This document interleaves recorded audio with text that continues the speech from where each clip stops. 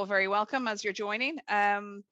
Just the way I'm sharing my slides, I actually can't see people coming in, so I'm just assuming that you're all there. So Mark, we're chatting here before we went live, and look, it's great to have you along.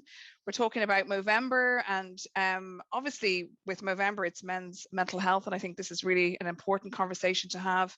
And to shine a little bit of a light on this area. We know that unfortunately men, would be more at the extreme side of, mental health and looking after their mental health. And I think if this just helps one person here today to pick up a phone or go and have a coffee with somebody or talk about stuff that's going on for people, and there's a lot of stuff going on for people these days, I think this is a useful exercise. So so you're very welcome, Mark. I'll come back to you in a second. I'm just going to quickly fly through these slides that I have here.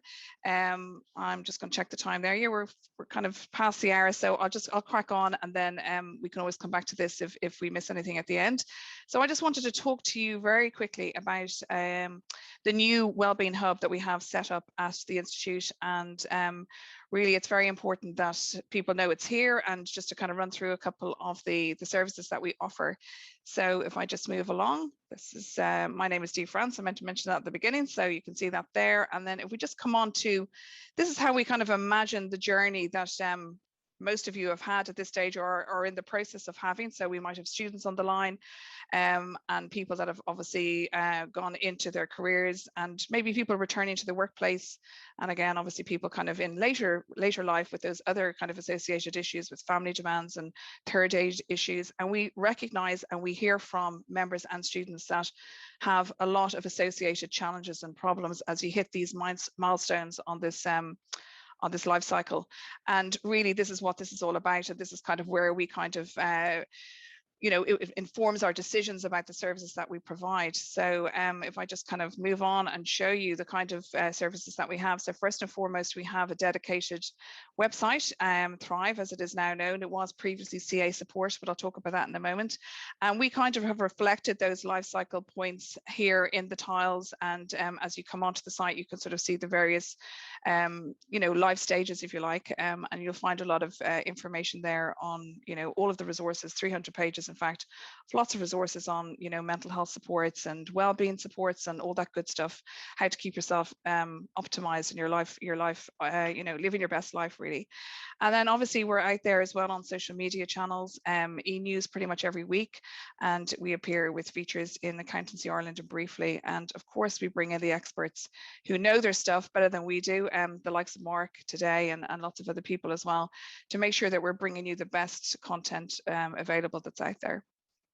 And then obviously, as I mentioned, tailored webinars that we hit lots of different topics. So obviously Dr. Eddie Murphy there at the beginning of the pandemic came on and talked about the shock of what was going on for us, and then lots of other experts, Pat Divley, Louise Brennan from Sea Change as well, Kingsley Aikens, sleep experts there, Tom Coleman, and lots of other really interesting speakers. So it's always a good idea to keep an eye on what's going on. And on the website, we have got a live calendar of events, so you can always check in to see what's going on and book yourself in, and everything is free, of course.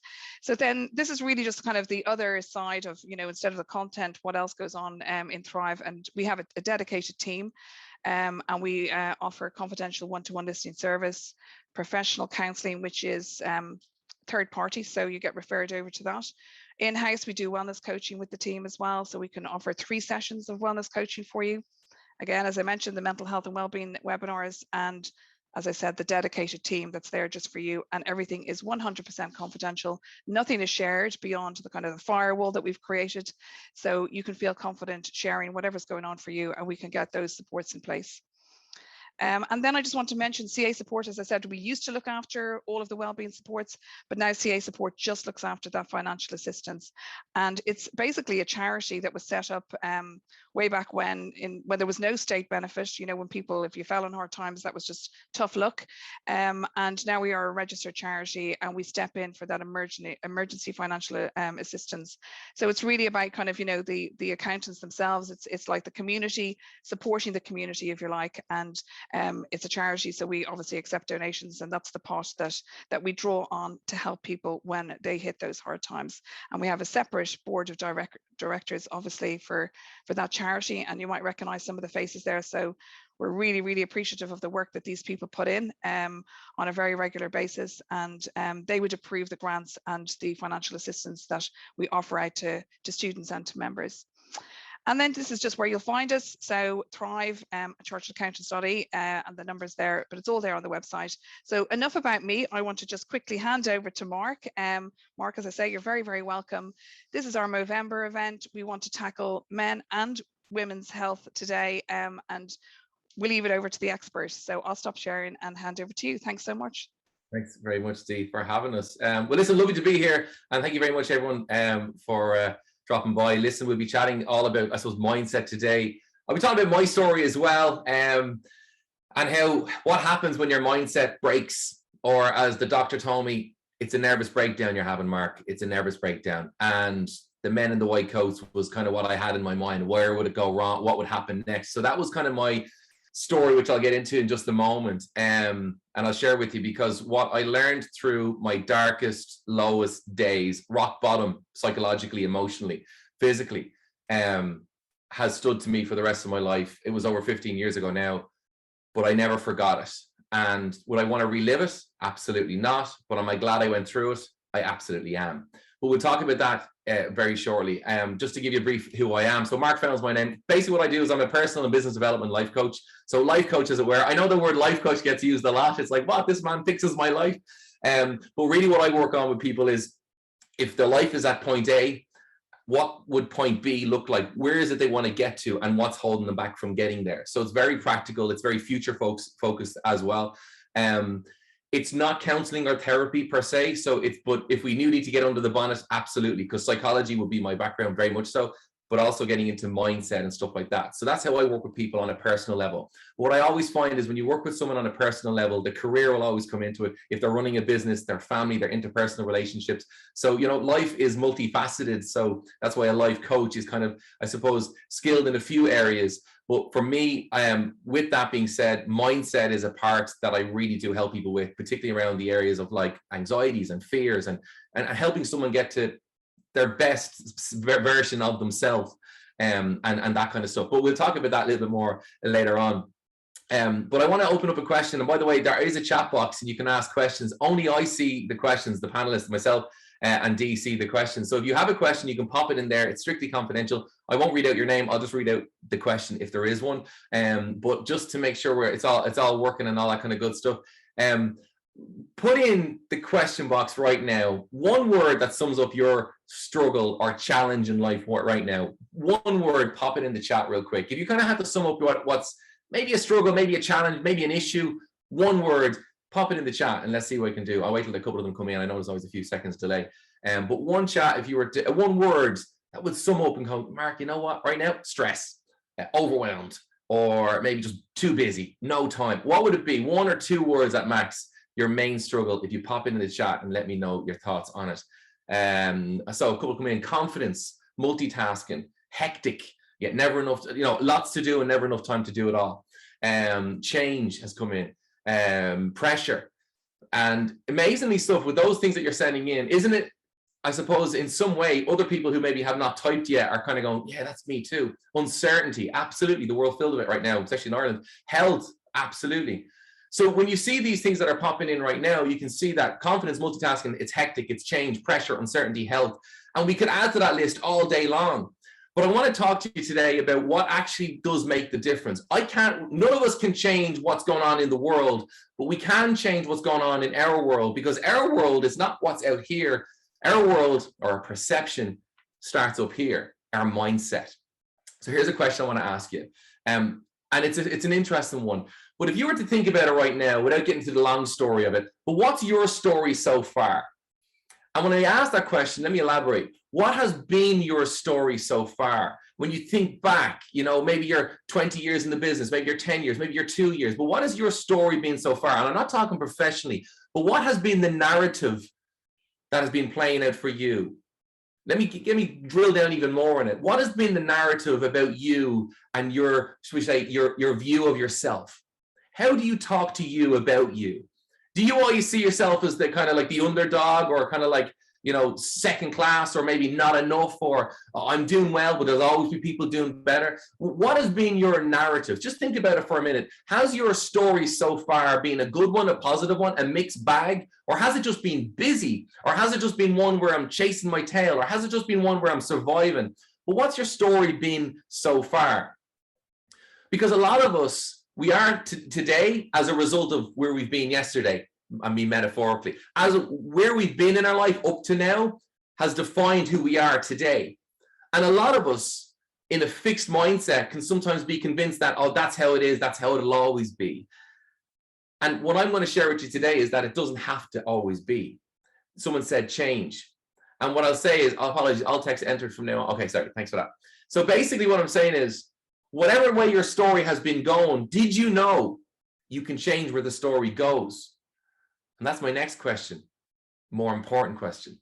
Where are you going in your life? Now, I'm not saying like a big epiphany moment. I'm going to, no, but where are you going? Where's the general direction heading in your life? And when you get there, have you ever thought how that's going to feel? Have you ever thought how it's going to be? Because a lot of us, if I can say this probably for most of us, we get busy on the hamster wheel in a way. We get busy, and it's not that we hate what we do. We like what we do, but we get busy and we're maintaining, but we stop creating. We stop creating a future for ourselves. And I'm not talking financially. I'm talking our personal growth, our well-being, and who we are. Do you know how many people I work with when they come into the age of 50s and 60s and they're getting to that stage of their life and they're kind of going, I don't know what I'll do when I retire. They don't know what they're going to do. They don't like, who am I?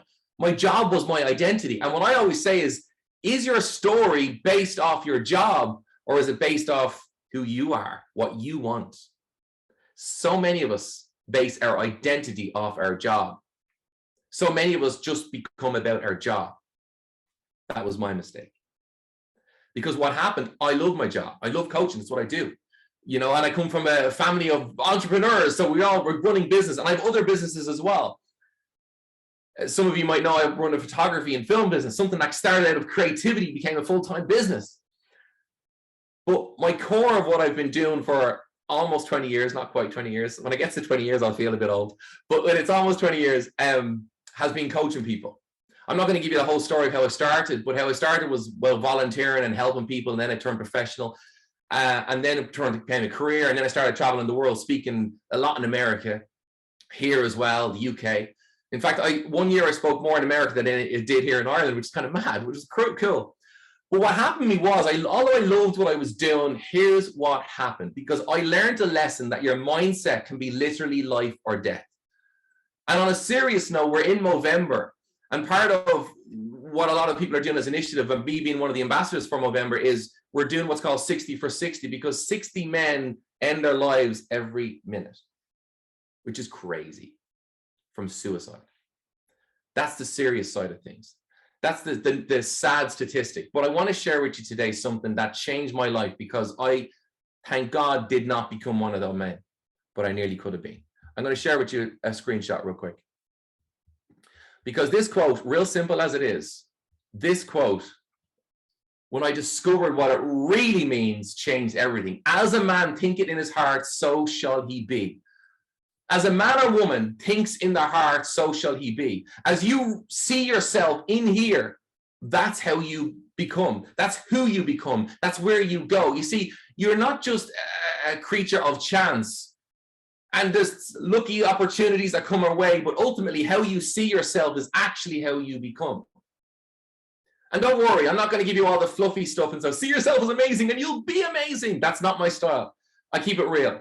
But I do know this, is that how we see ourselves and how we think about ourselves defines our future. And let me continue and tell you all about my story. As a man thinketh, so is he.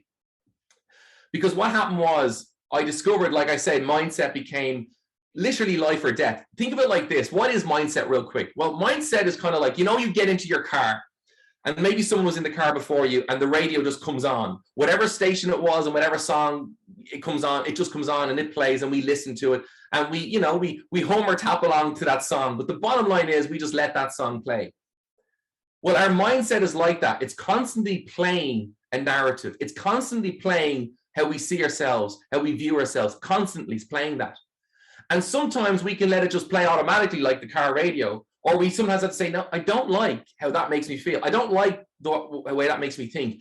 This is not serving me well. And sometimes we have to manually change the radio when we don't like a song, just like our mindset. We sometimes have to manually change our mindset because it can be set negative or set wrong. And we'll talk about it in a minute. But here's my story 15 years ago. And I think this story, can relate to a lot of people. I was talking to patients this morning that have gone through operations, and bariatric operations is kind of it's where they either put a sleeve or they put a belt, basically, or reduce the stomach size for people who are overweight. And I was talking to them about mindset.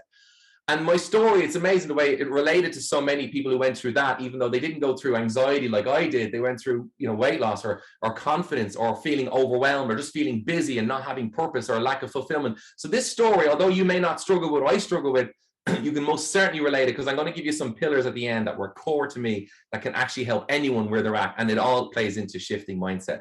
15 years ago, working, like I said, traveling, I was doing a lot of traveling. So I was doing a lot of jet lag. Loving it, was brilliant. I was speaking all the time, lots of events, one-to-ones, coaching people. And back then, life coaching wasn't even a word. It was just, motivational speaker or, philanthropist or something. There's lots of different names used. But the point is, I was busy. I got so busy. Liking what I did was there was not time for much else in my life. Myself and my wife, we worked a business together and we had some stuff. We were working and working and working and working. And I didn't realize that because I was so busy all the time, didn't realize it was creeping up on me that I was burning out. Didn't cop it, didn't see it, didn't feel it coming. I was able to get through my job, was working like crazy, getting mad hours in, but I was doing it, doing all this stuff. And here's what happened to me. One day I was speaking at an event, and after the event, a couple came to me, because when you like what you do, can even be more dangerous because you just won't let go. You won't switch off because you're loving what you do, particularly if you own the business.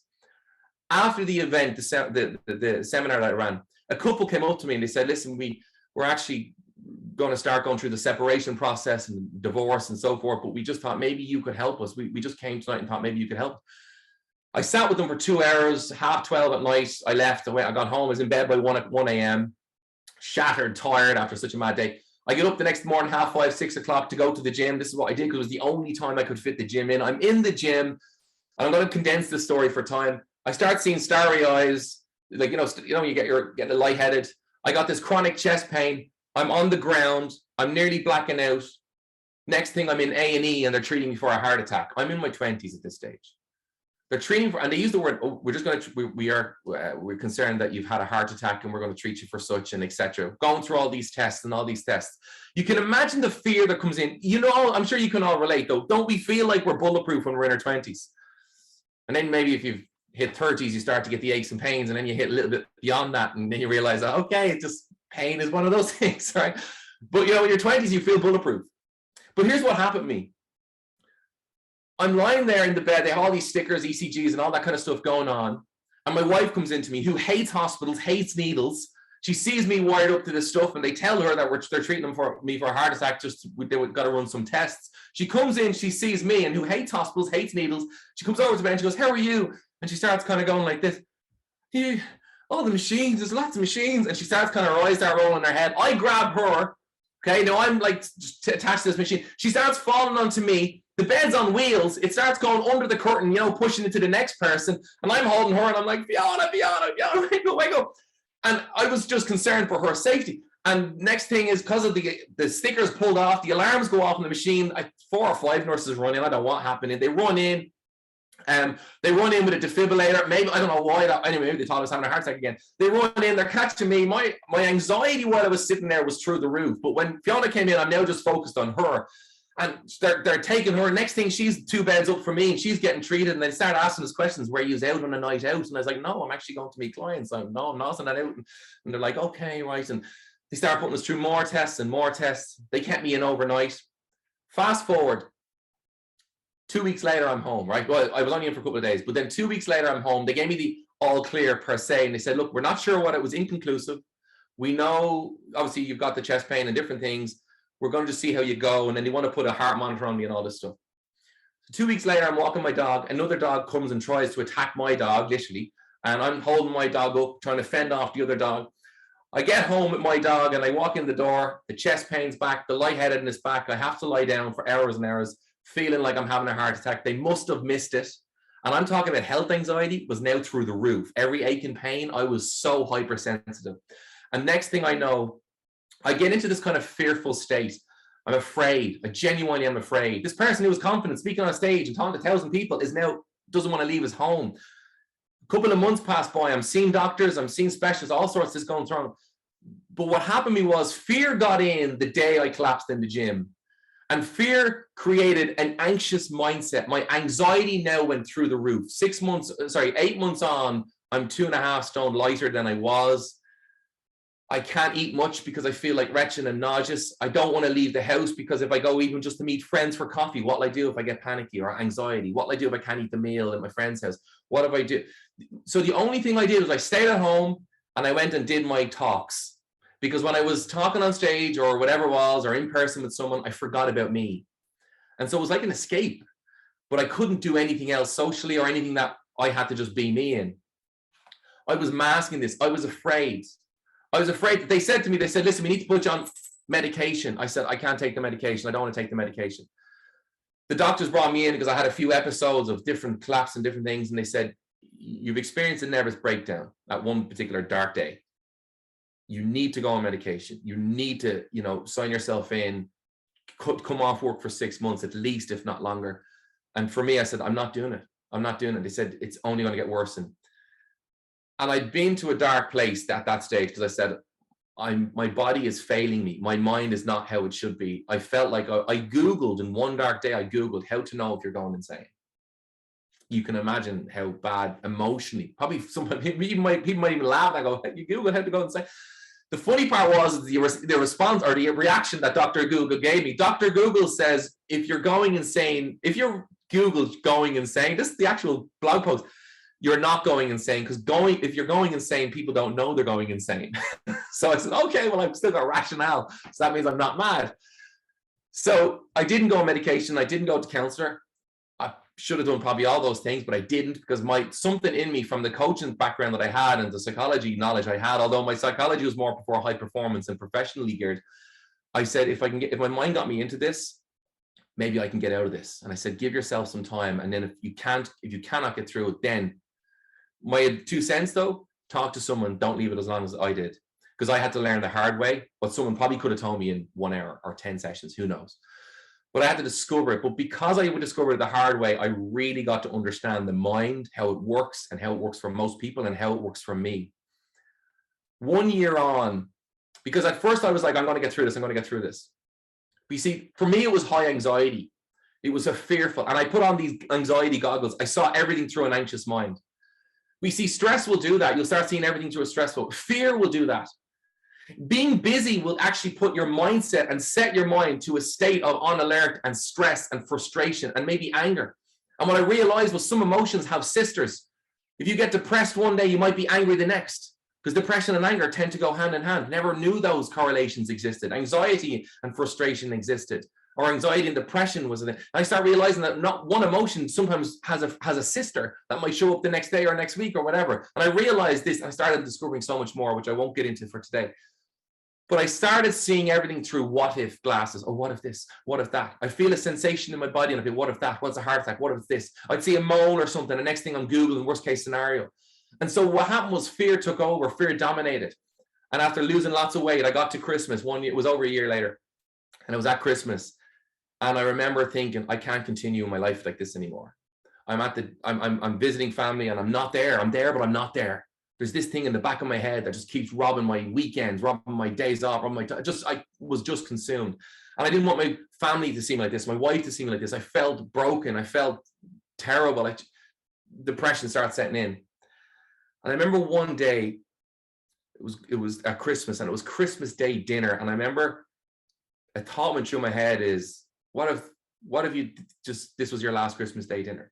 And I got so upset on the inside, but I couldn't show it. So upset. But I was eating the dinner, and I remember going, this is mad all the same time. I was eating the dinner, and I remember going, that's gorgeous. Loving the dinner. And it's kind of like I hadn't enjoyed food for a long time. Couldn't think of anything else. I eat the meal. And after the meal, I was like, that was lovely. And I'm chatting away like normal. And I was like, a couple of hours ago, I was really depressed. Before that, I was really anxious. But then I went through a time where I enjoyed the meal and I felt lovely. I felt okay. And here was the epiphany I got, the aha moment. Although anxiety is so powerful in depression, so all these mental health stuff, and for me, it wasn't depression as much, it was way more anxiety. But all of those things, or those stresses and those things in life, or trying to lose weight, or procrastinating, or feeling overwhelmed, or feeling hectic, or lacking confidence, or feeling imposter syndrome, all of those things, what I realized was, for me, the anxiety, I said, even though it exists for most of the time, it doesn't exist all the time. I said I had a window of opportunity where I felt normal again. And although I was struggling with this for over a year now, I said, I'm just going to hold on to hope that I'm going to expand on those times when I felt good. I'm going to expand on. Then I thought back to the moment when my wife came in and I was lying in the bed and the bed was falling over. I said, I wasn't thinking about my anxiety at that point, because I remember afterwards when the anxiety came back in, I was more focused on her, because obviously my love for her was more powerful than the anxiety I had for myself.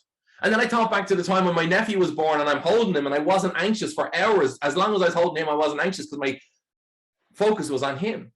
So I realized that although anxiety is such a powerful thing, and whatever your struggle might be is a constant powerful thing, and we wear the glasses to suit that thing, I realized that it's there a lot, but it's not constant.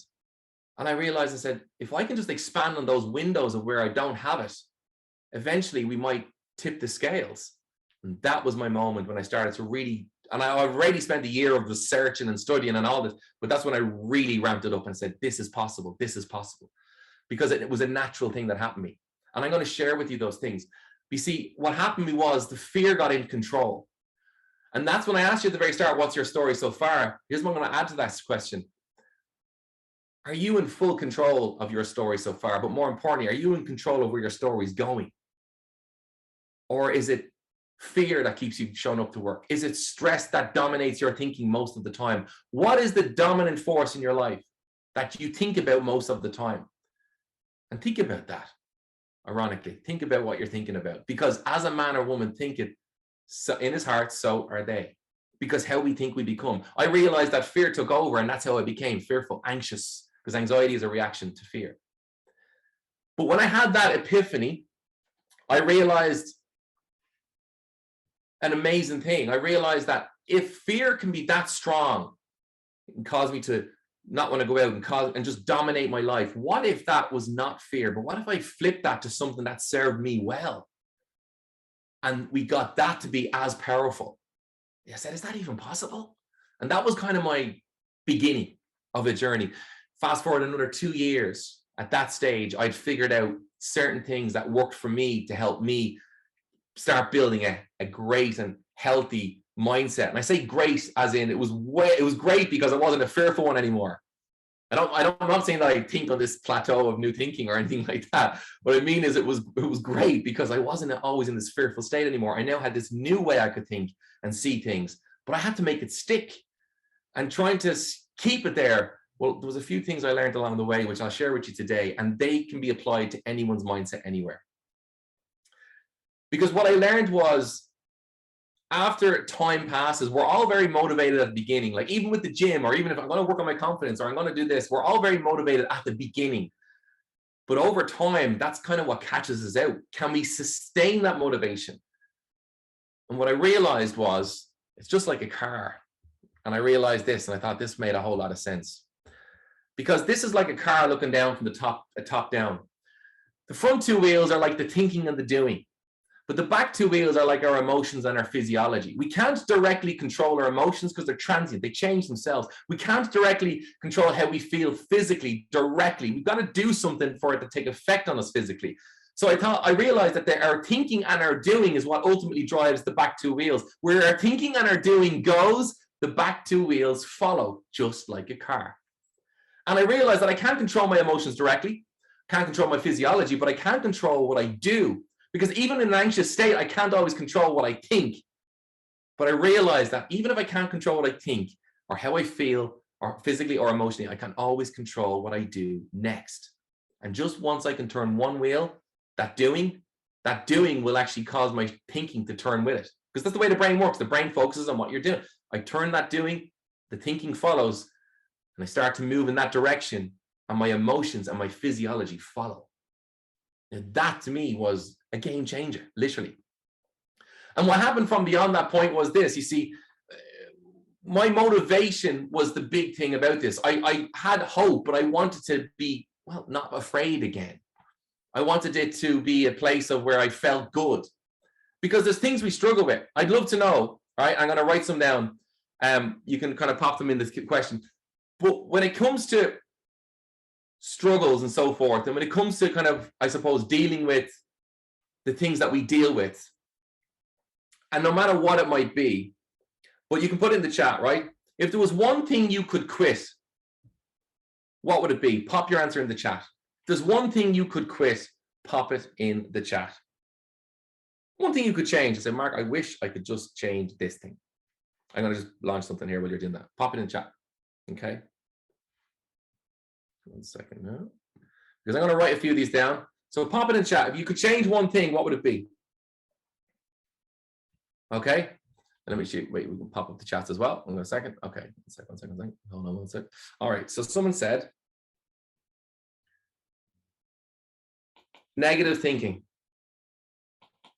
Right? Anything else you could quit that you wish you could quit? Overthinking. Anything else? Caring what people think. What people think. Anything else? Putting myself down.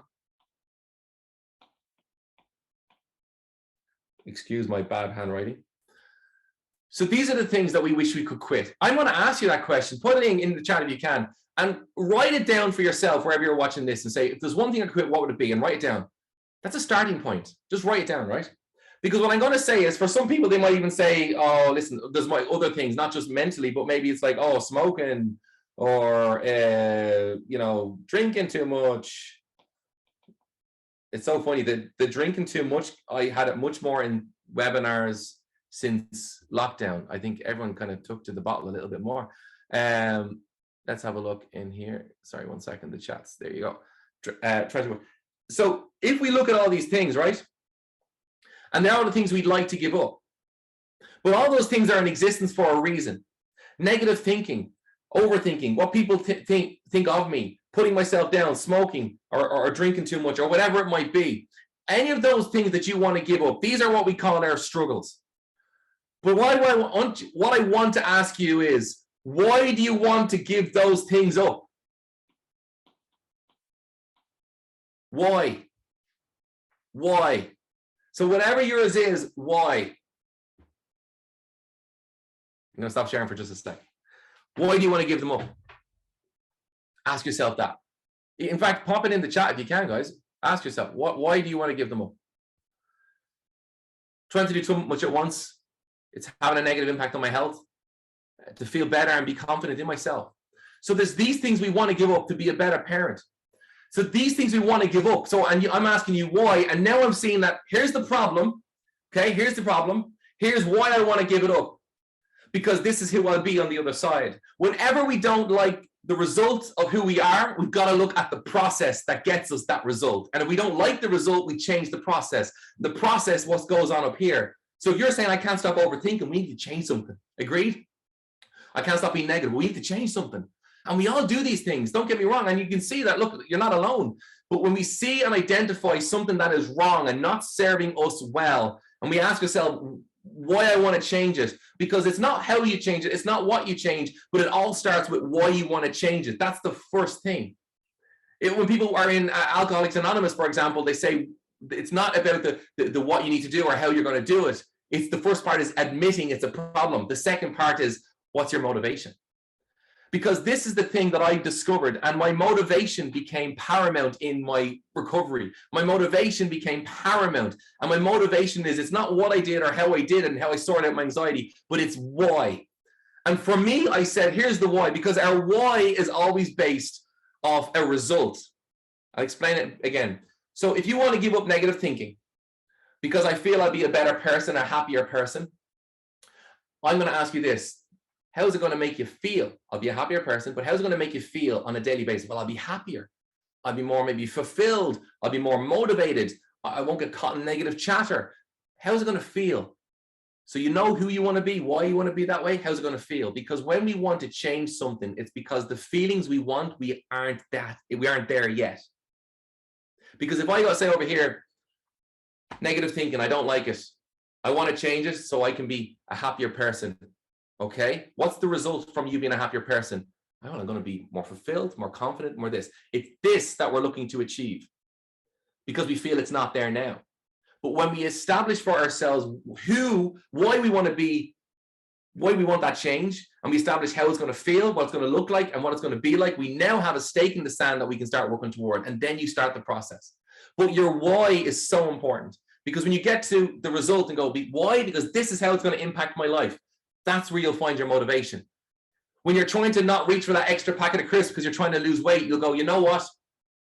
Because I know when I'm slimmer, I'll be happier in myself. I'll be healthier in myself. It'll be who I want to be. And that will stop you reaching for that pack of crisps when you start thinking that way every time. Not that, oh, I shouldn't do this. No, why are you doing it? Don't focus on what you should or shouldn't or how you're going to do it. That's important too. Why I want to be this change, because of what it's going to make me feel like and become the result. So my why became my first pillar, the why. Because my why was to be just happy again, not stressed. My why became literally, I hate the way I feel with anxiety. I love the way I feel when I don't have anxiety. And my why became literally to be a happier person so I could live a long life, a satisfied life, where I could enjoy living, where there was life in living again. That became my why. I wanted to be happy again because I knew when I'm happy, I'm a great husband, I'm a great family member, I show up better, I'm not stressing anyone out. That was my goal. I want to just be happy again, less fear and more happy. As I always say, it's not about being fearless. It's just fearing less and being brave more ultimately leads to anxiety levels dropping. But the first pillar was my why I do what I do. You've probably heard it. Sometimes people look at the golden circle, the why is in the middle, the what and the how, but that's kind of it. The why you want to change, because that's what will actually motivate you and push you forward. You see, they say about when it comes to someone, it's not about the size of your brain that leads to a successful life. It's the size of your thinking. And if you limit yourself, your thinking, say, oh, I'll always be this person. I'll always lack this confidence. I'll never be this. I'll never be able to do that. I'm always second rate. I'm never enough. Imposter syndrome. My anxiety will never go away. Because when I Google online and stuff, it says, oh, anxiety, you'll suffer for the rest of your life. We can get lost in all of that stuff. But what I realized was it's not about the size of the brain. It's about the size of your thinking. Can you grasp the result that's over here? Can you grasp that it is there for the taking if you just press in? It's not going to be easy. There's no straightforward A, B, C, D, E, F, G. It is going to be a process. It took me 2 years. To fast forward my story, that was over 15 years ago. I've never struggled with anxiety again. Period. Normal life anxiety, but it never impacted my life again. It never caused me to lose weight. I have to go to the gym to do that. But the point is, it never impacted my life again. Does it try and pop its head up? Not really anymore. Because I'm that long dealing with it, that long, should we say, of successfully overcoming it, now doesn't even pop its head up that much anymore. It might come up when you're stressed about something like normal anxiety, because we need anxiety, but not anymore. So how does one get to that place? There's no miracle there's no miracle cure or whatever else. It's just finding the process that works for you. But the big part is why, and believing that it's possible. So your why. The second thing I want to share with you is influence, the second pillar. So important. Here's 4 things that should never influence us. Never be controlled by your past, your money, other people, or fear. But yet they're the 4 things that tend to influence us the most. They're the 4 things that tend to control us. Now, don't get me wrong, money's not a problem, right? But if you're doing something just for the money, you know how that generally ends. So never let these things be your past, your money, other people, or fear. So if those things don't control you, you ready for this? If those 4 things don't control you, what is controlling you? What does control you? Is it your best version of your future self that's awaiting you? Is it, you see, because what I want you to grasp today is, maybe you're over at this point over here, what I want you to grasp is, remember what the result looks like over there? That's what needs to control you and push you forward. Because when we have that grasping, that moving forward, that's when you can ultimately move toward it. If you have any questions, by the way, pop them in the chat. Please feel free to as we go, because we're going to wrap up very, very shortly. But checking influences, I realized that, you know, things affect me physically, like exercise has a positive effect, not because of the physical, but with the serotonin and dealing with stress, cortisol, and just getting stress out of the body. I felt better. Remember, thinking and doing. I didn't want to go to the gym. I was anxious, but I went to the gym anyway because I knew if I just show up to the gym, it'll affect my focus, my thinking, and ultimately how I feel physically today or even tomorrow. And it did. But the influences, like, who are the people you surround yourself with? I always say it like this. You've heard this old quote, show me your friends, I'll show you your future. If you're in a boardroom and 5 people are saying, no, you can't, and 5 people say, yes, you can, who do you go with? The reality is, who do you listen to? And are they good or are they bad? Are they positive or are they negative? Because your influences, ultimately, if they influence you today, that means they're influencing your future self. And sometimes we have to dial down those influences. I also avoided watching toxic positivity stuff, like just say I'm great, I'm amazing, I'm cool, I'm awesome, I'm amazing, I'm cool, or whatever affirmations. Affirmations were important, but they didn't cure my anxiety. It took a whole lot more than that. It took being part of the process and understanding fear and anxiety and realizing what I need to do to cultivate a predominantly anxious-free zone. The third pillar I found out was consistency. There's no point in having a great day going, right, I'm going to go to the gym today, run 20K, and that's brilliant. It'll do for me for the week. We all know it won't do you for life. Running once. We know we have to, if it's running or whatever it might be, consistency. A few times a week in the gym, that's how you get true results. They say about athletes, the best athletes are the ones that were built from slow and strong, not fast and quick. Because slow and strong become the best athletes. Slow and strong become the strongest companies. Slow and steady, slow and strong. Even when it comes to building muscle, slow and strong is the best way to build that muscle, but also retain that muscle. They, you know, without going into physiology, but if someone who goes in and pumps iron and gets muscles up very, very fast, they lose muscle much quicker than those who train slow and steady and heavy for long periods of time. Endurance and strength.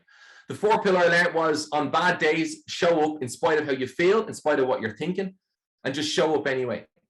And this was really hard because when your head is frazzled, emotionally you're feeling on the floor, and to still go and do, because what I used to do was I used to have this saying, monkey see, monkey do. I know, that was my thing. I used to say, no, just do. Don't think about it. Don't try to figure it out. Just show up and do. Just go to the gym. Just go and do this. Just go and read this. Go study this. And I used to have these things that I knew I needed to do. I call them my non-negotiables. And I say, no matter how I think, no matter how I feel, mentally, physically, emotionally, I'm going to show up at this time, at that place, and do that thing. And what I realized, remember the thinking and the doing in the car? I realized that I started to shift my life in that direction because I was overriding how I felt. Now, we have to sometimes sit with those feelings. It's another day's topic. We have to sometimes, you know, be validated for how we feel. That's okay to feel that way. As I always say, though, just don't stay there long term. The fifth one was hope. And I learned this from a psychologist, Viktor Frankl, who was in a concentration camp. And he said, how can we be happy when in such a place of death? How can one be happy? And he realized he saw people who were kind of happy and they had hope. And he said, no matter what anyone can take from you, they can never take from you the power to make a choice. Even if you're shackled and locked up, you can still choose what way you go in your head, negative or positive. As challenging as it might be, you can still choose what you focus on. We always have the power to choose, even if we're in shackles. Always have that choice. I remember a few years ago, the guy, I can't remember his name, the Wolf of Wall Street. I'm not saying I'm a fan of his or anything like that, but I did go to his webinar, or sorry, his conference. And I remember him saying, he says, you know what, he was in prison. And again, I'm not holding this guy up as any great esteem, but I remember he did say this, and it's something I've heard before. He says, I was in prison, I had a choice. Do I either just become like all the other cellmates, or do I do something about it that might benefit me one day when I get out? And he said, I'm going to write a book. And the book ultimately was how he restored his fortune. But again, it's based off a choice. We all have that choice to make. And hope is something that I nearly gave up on and nearly quit. But I realized that I had windows of opportunity. And that's one of the things I want to get to you. Because what we think about consistently defines ultimately where we end up in life, personally and professionally. But here's what I want to share with you this. When you struggle with anxiety, confidence, self-image, depression, maybe you're socially awkward, maybe it's motivation, overwhelm, confidence, imposter syndrome, all of those things, whatever you struggle with, Your mindset can make or break you. Someone put it in the name. It's Michael Milken. Thanks for that. And basically what happened was, whatever you struggle with in any of those areas, the amazing thing about it is it's all changeable. But the first part is you got to believe that it's possible. And how you believe it's possible, well, how you motivate that change is by asking yourself why I need to change. But what I discovered was, or what I cannot stress enough, is that how we think is how we will become. And it's amazing that we need to become aware about how we think about ourselves, because sometimes we're not unaware. We just let it run like that radio. We just let it play. We just let it play on automatic. Because I read this quote, that was very good, Paradise Lost. And the quote was, the mind is its own place, and in itself, it can make a heaven of a hell or a hell of a heaven. And what that means is you could be in a concentration camp but still have a little bit of hope and heaven in your head. Or you could be in that same place and see it as a hell. I'm not saying don't be a realist. I'm not saying don't be, Mr. Fluffy Positive and thinks everything's great. No, I'm saying be real. It's like if you lead a company and you're like, everything's grand, but the profits are going down, it's going to be fine. No, you got to look realistically. Look, if your profits are going down, you got to look at what's going on. Profit margins, realize where are we making the mark. But the glass half full says, but I know we'll get through it. The glass half full, the hope part says, no matter what happens, we'll survive it. That's the hope I'm talking about. The not giving up. That equals hope. And if we don't like the result, we got to change the process. But I want to just close with this and just share this one last thing with you, right? Because I said at the start, we all have a story. Okay, and I know we're in a lot of accountants in here, so we all know that's a 50 euro. I know, 50 euro of a Tuesday. But that's 50 euro. Now, if I said to you about this 50 euro, if it could talk, it has a story. I'm going to be closing in like 60 seconds. If this 50 euro, for example, has a story, and it's been used for amazing things, to buy boats, buy houses, buy engagement rings, pay for weddings. It's been used for all the things that 50 euro could only dream of when they are born in the mint. And it has an amazing story. But here's another 50 euro, and this story is not so nice. This 50 has been used for buying drugs, selling drugs. It's been used for the depravities of human nature. It's been used for all sorts of things. It's been used for pay for things in the sex trade. It's been used for pay for crime, pay for hitman. It's been dropped. It's been stood in dogs, dirt, and everything. This 50 story, it's been rejected. It's been pushed away. It's been thrown out. It's been forgotten. It's been lost. It just has had a horrible history, this 50 euro note. And this 50 euro, if it had an Instagram account, would be probably an influencer. But the reality of these 250 euros, no matter what their story, they never lost their value, because 50 is 50. No matter what their story is, they never lost their potential. They can still go and do what either of them can do. And I use that story to say, you're worth a whole lot more than 50. But what I will say is, no matter your story, it never took you from your potential. Whatever your story, it never took from your value, but unless you tell it yourself that it has, unless you convince yourself that you're less than. But it's like two 50s trying to argue it out, trying to tell the other you're no good. No, listen, 50 is 50. The value. Inflation affects them both on an equal basis. My point is this, wherever you're at, if you're not happy with something in your life, maybe it's a mental health, maybe it's a interpersonal, maybe it's a life, maybe it's a career, whatever it is, don't stay there. Don't get stuck there. Change is possible, but it starts by changing how you think. Thank you guys for your time. And if you have any questions, I would love to help and answer. We got a few minutes to burn. So if you have any questions, please pop them in the chat. But remember, going back to that quote at the start, as a man thinketh, that's how it's going to be. That's the power of it. I learned it the hard way. Mark, thank you so much. Wow, that was riveting. I went off there somewhere, I don't know where, but it was just absolutely brilliant. I was busy taking notes and everything. So thank you so much. I love the idea. I've mentioned this before, but I can't help mentioning it again because you mentioned Viktor Frankl, but the idea of choice. And I'm sure you've come across the book, The Choice by Edith Edgar, which is over there somewhere. Over there. I could say the same. It's somewhere behind me as well. There it is. There it is. Brilliant. I mean, I can't recommend that book more. Like, I just think it's just, the idea that pain's inevitable and suffering is a choice. We could decide to bang our head against the wall, or we could decide to do something different, and it's so effective. But was given to me that Christmas, literally my darkest time in my life. Wow. And that's when I got it, and I just said I'd read it, and who would have thought that it would just spark a thought of just hope and start. Yeah, So, exactly. Such a simple concept, but I mean, if it resonates, it resonates, right? that So was we it. do have some questions and some nice comments. So great webinar, Mark. I read that all your beliefs, fears, etc., are developed in early childhood. Tough question, but if I know the fears that have developed, advice on approaches to overcome them. Okay. So yeah. Great question, and something I come up against a lot with people. So we all have these things called beliefs and values. You've probably heard that before. Things that we believe. It's not like they're hard and fast beliefs. They don't just change by reading something. It takes real work to believe them.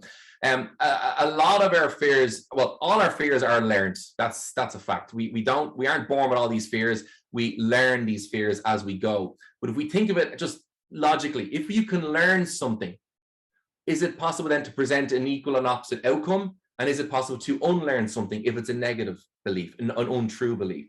So we learn these things through school. Most of our stuff, nurture and nature and all that, does play a massive part. As that's why I said this in our story. But it only continues to play an influence if we don't identify it and we don't change it.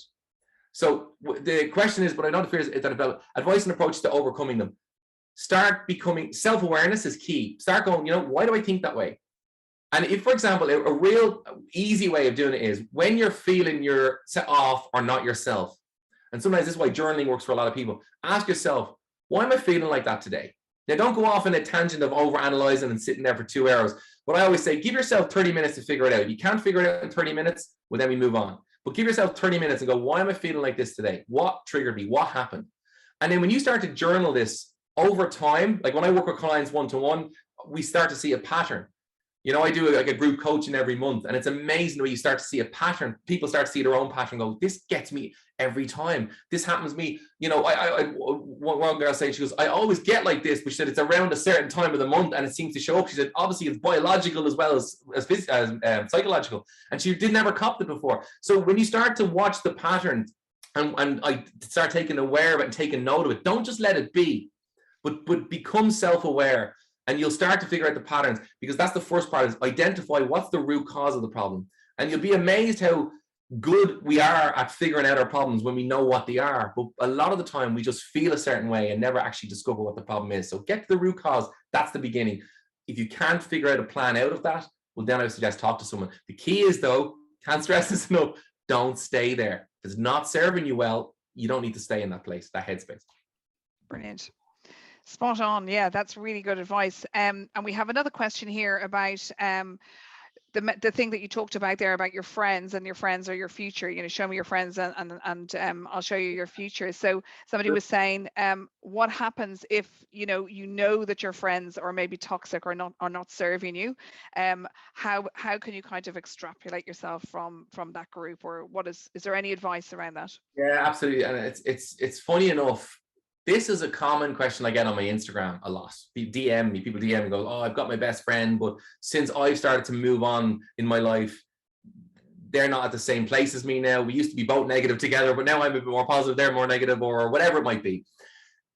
We can't always, and particularly if it's family or maybe a mother or controlling parent or whatever it might, we can't just cut people out of our lives. That's not all. Sometimes it's needed, but not always. I always say, well, dial down the volume. Dial down the volume and start taking control of the situation a little bit more. Not that we're going into argue or say, you're so wrong with the way you are like this. It's more dialing down the volume and realizing what's important. Now, here's why I say that, because sometimes we think that our opinion is most important. And if our opinion is challenged, well, then we need to defend it. Start discovering. I remember Dale Carnegie, How to Win Friends and Influence People. Realize that some fights aren't worth winning. Some battles aren't worth having. But dial down the volume, and maybe then you might need to cut out on your exposure.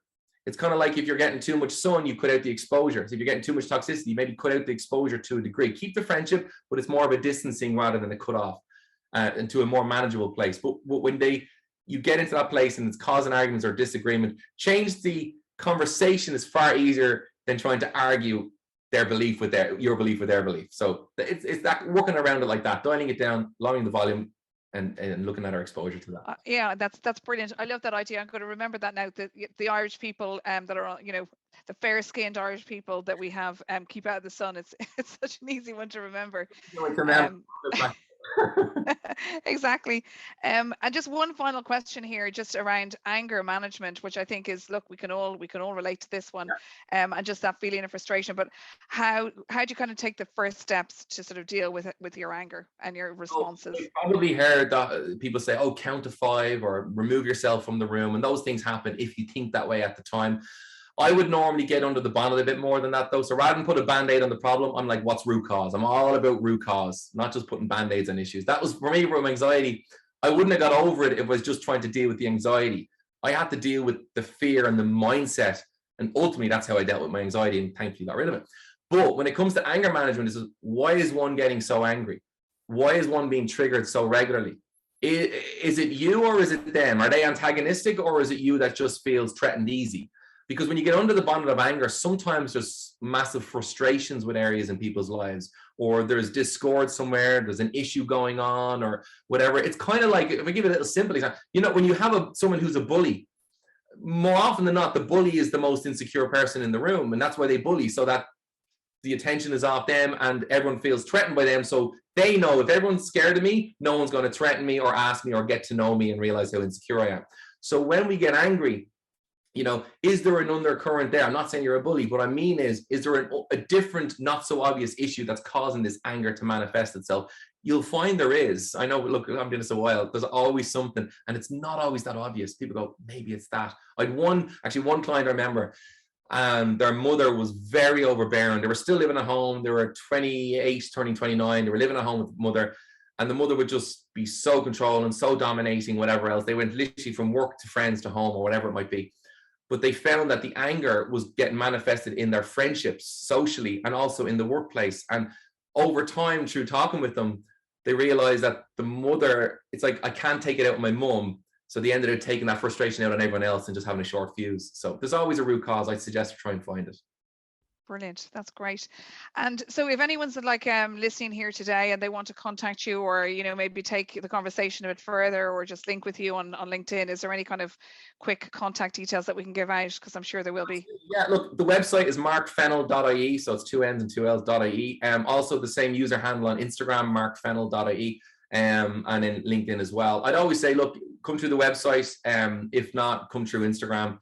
But the key is just don't stay stuck there. Don't let your mindset become fixed. I know we didn't talk about growth mindset today, but don't let it become fixed in that state that you don't enjoy. You can always adapt and change. And sometimes it's not about overnight change. Sometimes it's just 1% at a time. That's all it takes for gradual, slow and strong. This key. Slow and strong. Brilliant. Yeah, so Chris has just put up the website there for anybody, and I'm just going to check the chat there for any further. Yeah, thank you very much. I see that there. So look, this has been fantastic. What an interesting conversation. Thank you for sharing your personal story as well, Mark. It's really, I think it really helps people. I think, particularly for Movember and men's mental health and all the rest of it, it's really important that people hear these stories. They're normalized. We kind of reduce that stigma. And I hope people will, on the back of this, reach out, talk to friends, talk to family, get in touch with myself, in Thrive, or yourself. There's lots of supports there, and keep the conversations going. I think that's the key thing, isn't it, really? So, and look, thank you so much for having me. No problem. It's great that we have these, these opportunities, because for me back then, mental health was not talked about, and as a man, you don't mention the word, and that's why it was a big stigma around it, and it took me a long time to even start sharing my story. But at the same time, don't stay there. There's always options, even when you can't even see an option. Trust me, someone else will help you, and they'll show you there's always a way. There's always a way out of whatever the problem you might be in, particularly if the problem is between your ears. Fantastic. That's brilliant. Well, look, thanks everybody for joining in today. Obviously you've got the contact details now, and thanks again, Mark and Chris behind the scenes. Much appreciated as always, and we'll catch you at the next one. Thanks so much. Take care, everyone. Thank you. Thanks, Emil.